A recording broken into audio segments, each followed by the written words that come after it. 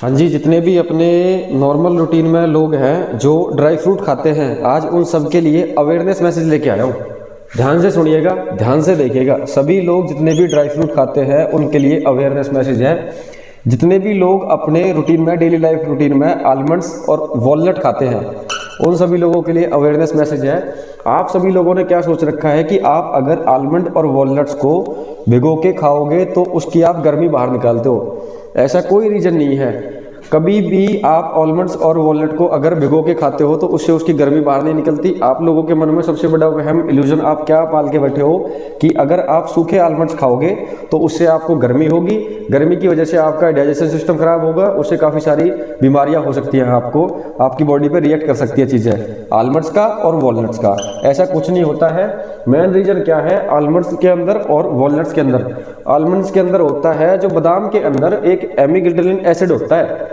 एमिग्लिन acid होता है almonds के अंदर, बादाम के अंदर, जिसका काम, जो एसिड बहुत ज़्यादा रिएक्टेबल एसिड होता है, जो आपको किसी भी टाइप की इंटरनल प्रॉब्लम्स क्रिएट कर सकता है आपकी बॉडी के अंदर। उसके अंदर बहुत ज़्यादा एक ना डाइजेशन सिस्टम को खराब करने का एक कंट्रोलर सिस्टम होता है जिसको बिट्री टेस्ट बोलते हैं, जो एमिग्लिन एसिड होता है, जो आलमंड्स के अंदर पाया जाता है और वॉलनट्स के अंदर पाया जाता है, जिसकी वजह से इसके अंदर हीट होती है। और हीट की वजह से ही इनके अंदर जो कड़वापन होता है ना, वो नॉर्मल सा सीधा का सीधा आलमंड्स के अंदर भी और वॉलनट्स के अंदर जो कड़वापन होता है उसको एमिग्लिन एसिड बोलते हैं, जो बीटर स्टेट सॉल्ट होता है। उसकी वजह से आपको उसमें कड़वापन महसूस होता है, आपको गर्मी फील होती है। जो आपका इल्यूजन है कि आप अगर इसको सूखा खाओगे तो आपको गर्मी हो जाएगी, भिगो के खाओगे गर्मी बाहर निकलेगी, वो नहीं होता। वो अगर आप एमिग्लिन एसिड को इसमें आलमंड्स को पानी में भिगोगे तो उसका एमिग्लिन एसिड जो होता है वाटर में डालने पे वो डिजोल्व हो जाता है, जिसकी वजह से बादाम का और अखरोट का कड़वापन जो है वो कम हो जाता है। वो एमिग्लिन एसिड की जो मात्रा होती है, क्वांटिटी होती है, वो लो होती है, जिसकी वजह से आपको रिएक्टेंट चीज जो होती है उनकी मात्रा भी कम हो जाती है। सबसे बड़ी चीज क्या है, एमिग्लिन एसिड सबसे ज्यादा डिपेंड करता है आपकी पाचन शक्ति पे, डाइजेशन सिस्टम। ड्यूरिंग द आप बादाम वगैरह खाते हो डेली रूटीन में, डाइजेशन सिस्टम जो कंट्रोल करता है आपकी बॉडी के रिबेन को। रिबेन की वजह से सबसे बड़ा चीज क्या होता है, रिबेन में एक ऐसा सॉल्ट पाया जाता है आपका मैक्सिमम, जो सप्लीमेंट्स के अंदर भी होता है, ग्लाइकोलोज। ग्लाइकोलोज को डाइजेस्ट करने का सबसे बड़ा सोल्यूशन पता है क्या होता है? सबसे बड़ा रीजन भी ये होता है कि ग्लाइकोलोज को अगर आपको डाइजेस्ट करना है तो आपको या तो हैवी वर्क करना पड़ेगा या सबसे ज्यादा बॉडी के अंदर आपको कार्ब इनटेक करने पड़ेंगे। अगर आप ज्यादा की मात्रा में कार्ब इनटेक करते हो तभी आप ग्लाइकोलोज को डाइजेस्ट कर सकते हो, अदरवाइज ये आपकी बॉडी में साइड इफेक्ट कर सकता है, जिसके काफी सारे रीजंस हैं।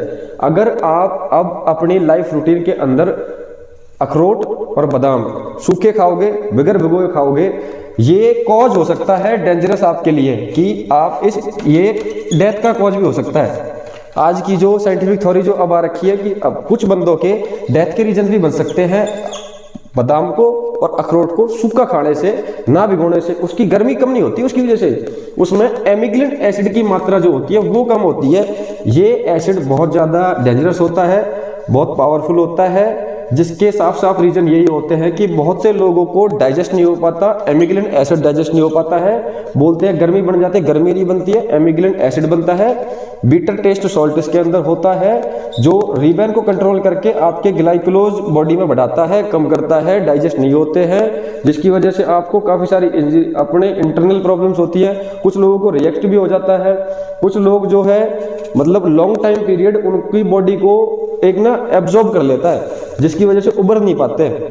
यही रीजन होता है। काफी लोग कहते हैं कि सर में गर्मी का चढ़ना कुछ लोगों के हाइपर कर देता है कि ओवर हो रखा है बहुत ज्यादा, और बहुत ज्यादा क्वांटिटी में खा लेते हैं, बहुत ज्यादा गर्मी क्रिएट कर देता है। गर्मी क्रिएट नहीं करता, वो एमिग्लिन एसिड आपकी बॉडी के अंदर क्रिएट कर देता है, जो आपको आपके कुछ मंथ्स में भी इफेक्ट दिखा सकता है, आफ्टर द कुछ मंथ भी इफेक्ट दिखा सकता है, कैसे भी शो कर सकता है आपकी बॉडी पे, आपके फेस पे, आपके डाइजेशन सिस्टम पे, काफी सारी चीजों पे कर सकता है।